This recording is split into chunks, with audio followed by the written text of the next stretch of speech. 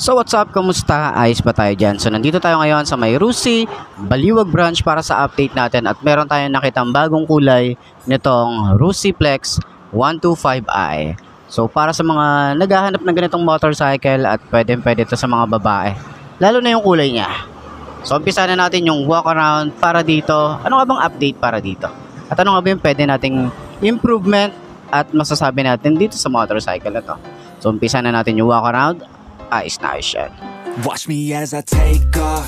I'll be working until I have all of my days off. Then I'm surfing in California when I'm paid off.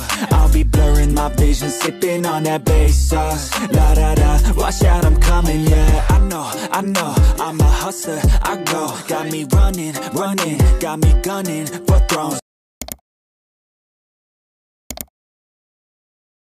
So ayun nga, para sa kanyang presyo, sa ganitong category na scooter type, FI, maporma, talagang masasabi natin na worth it naman yung kanyang price.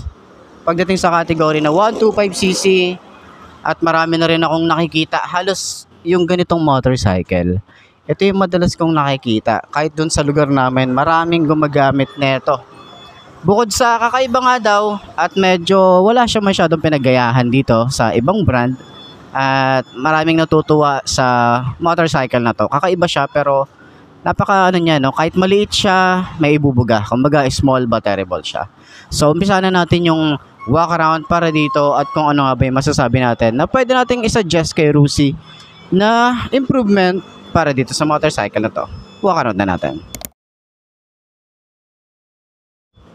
So yun na nga, para dito sa kanyang front view.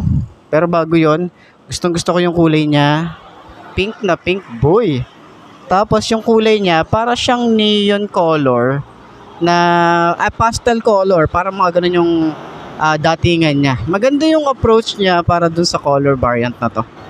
Kulay pink, ayan. So, maraming iba pang kulay dyan. Papakita ko lang din sa inyo sa mga susunod na video, okay? So, yun na nga, sa kanyang front view, yung ating front handlebar, napaka-aggressive talaga ng looks na ito. Makikita natin, ma-appreciate natin yung mga lining na meron to. Pagbaba natin, para tayong merong carbon fiber finish, Euro 4, FI, and then yung ating headlight, LED na rin. So, sana dito, gawin nila projected lamp naman. Maiba lang. Diba? Projected lamp. Tapos siguro gawin nila 6. Baka pwede, diba?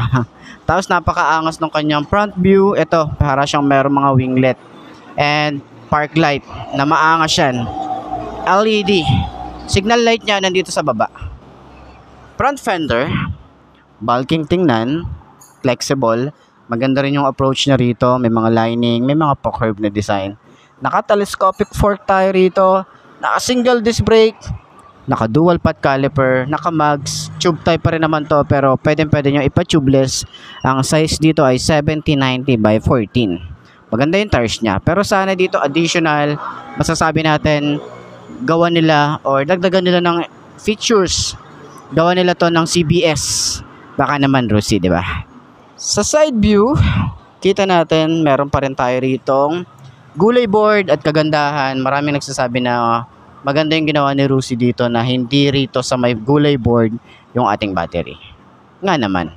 Lalo na ngayon sa mga nag-uulan, bumabaha sa iba't ibang lugar. Yun talaga yung pinaka-concern nila. Sa handlebar, upright position tayo rito. Tapos, naka-fully digital naman. Maganda na yung ano rito, wala na akong masyadong masasabi dito. Pero kung kaya ni Rusi na mag-TFT display, baka naman, di ba? Yun naman yung ano natin. Unang TFT display ni Rusi. Kasi meron na tayong nilabas na liquid cooled ni Rusi eh. 'Di ba? So, good job tayo doon kay Rusi. So, sana magtagal at dumami pa yung mga motorcycle na nilalabas nila pagdating sa mga upgrade na motor. Okay, sumasabay talaga siya. So, sa mga switches, meron tayo ritong kill switch, pero sana lagyan din nila to ng idling stop. Upgrade lang, konting upgrade para doon. And then malay natin gawin din tong liquid cooled. 'Di ba? 125cc na naka-liquid cooled. Possible naman 'yan, 'di ba? Malay natin. Park light, headlight and off, electric starter, lever, medyo manipis to. Then yung grip, wala tayong bar end dito. So sana dito ano, mas maganda pa. Meron pang mas igaganda eh. May mga magagandang grip si Rusi, pero ito hindi ko siya trip dito. Pero makapit naman siya. Mababaw lang din yung throttle. Dito naman sa side, meron tayong high and low. Wala siyang flasher, pero sana lagyan din. Busina, signal light, and then hazard switch. Rear brake, smooth naman.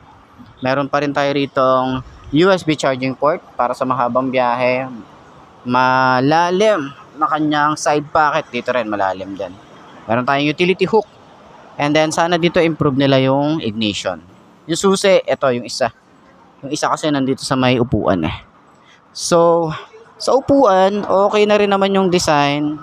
Yung lambot, makapal, yung kanyang foam. Hanggang dito sa OBR. Ating compartment, syempre nandito yung battery, kaya medyo konti lang yung space na mailalagay natin dito ng mga gamit. So, helmet hook, meron din sila. And gas tank, yan, maganda yung gas tank niya.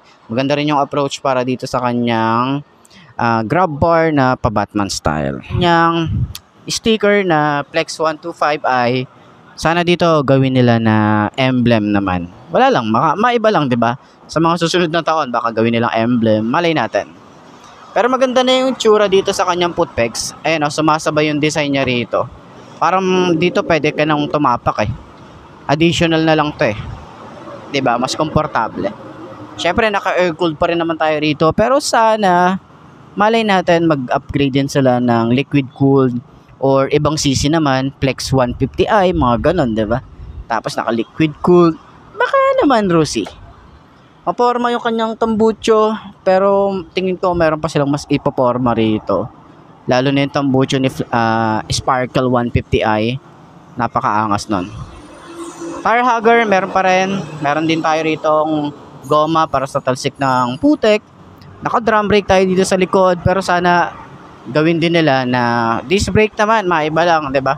So, ang dami nating request, marami na naman magagalit sa atin. Pero ang kanyang size dito ay 90 by 90 by 14 tube type pa rin. At ang gusto ko dito, napakaangas talaga ng kanyang taillight. Ayan, signal light nandito na rin. Maliit lang siya pero nandito na lahat. Kita naman siya, medyo maliit lang talaga yung taillight natin dito.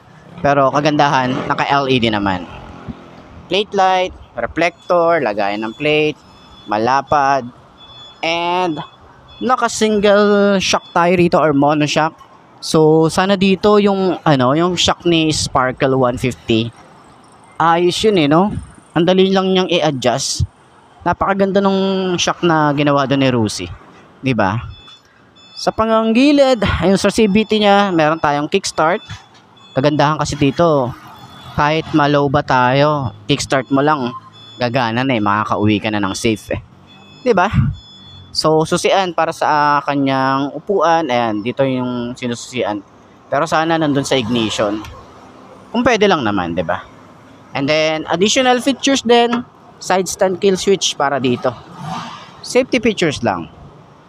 So, sakyan naman natin kung abot ba ng 5'2" na kagaya ko, lalo na yung mga babae. Alam ko, halos di naman tayo nagkakalayo ng height. 5'2" na height. Sakyan natin para at least meron kayong reference. Okay? Ayos yan. Watch me as I take off. I'll be working until I have all of my days off. Then I'm surfing in California when I'm paid off. I'll be blurring my vision, sipping on that bass sauce. La da da, watch out, I'm coming, yeah. I know, I'm a hustler, I go. Got me running, got me gunning for thrones. I won't go back, no pass, blow past so fast. I'm gone, grow fast, big splash, all cash like watch me as I take off. I'll be working until I have all of my days off. Then I'm surfing. So yun, upuan natin itong Flex 125i. Yun o, para sa 5'2" na kagaya ko, at lalo na sa mga babae na gustong bumili ng motorcycle at gusto nila yung abot nila yung floor or yung sahig at magaan. Ito, pwede nyo itong pagpilian. Ayan, so naka regular boots lang tayo rito, tsaka sobrang gaan ng motorcycle na to. Ayan o, diba? kaya natin maneuver. Ayan, diba? So pwede to para dun sa mga nagbabalak na kumuha ng motorcycle and then beginner bike nila. Pwede nyo itong pagpilian. Legroom natin malawak pa. Ayan oh. Tapos pwede pa tayo maglagay ng mga gamit dito sa gulay board. Turning radius nya malawak din. And then pwede natin isingit to sa mga traffic situation natin dito sa lugar natin, lalo na sa Bulacan, napaka-traffic din dito. So malawak din yung ating yung OBR natin. Pwede pa tayo mag-angkas ng kahit anong size ng OBR. Pero ayun na nga, para dun sa lahat ng mga gustong kumuha ng ganitong motorcycle, pinakita ko naman na yung kanilang contact number dito sa branch na to, and then yung price para dito sa may Lucy Flex 125i. Ayos na siya. Syempre center stand natin. Right. Okay. So ayun nga mga besto, ito na ba ang motor na babagi sa'yo? Kung ito na nga ay markahan mo na at mag-subscribe ka na sa aking YouTube channel, i-click mo na rin yung notification bell para updated ka sa lahat ng videos na upload natin. Dito araw-araw, so lagi yung tatandaan, wala sa brand ng motor ang itatagal yan. Hindi na sa pag-aalaga mo yan, tatagal yan, ayos na ayos yan. So kita ka na lang ulit tayo bukas. I'm Mark D. Ciao. Maraming salamat sa inyo. Babush. Aha. Blow up, yeah, I just wanna blow up, yeah, I just wanna blow up,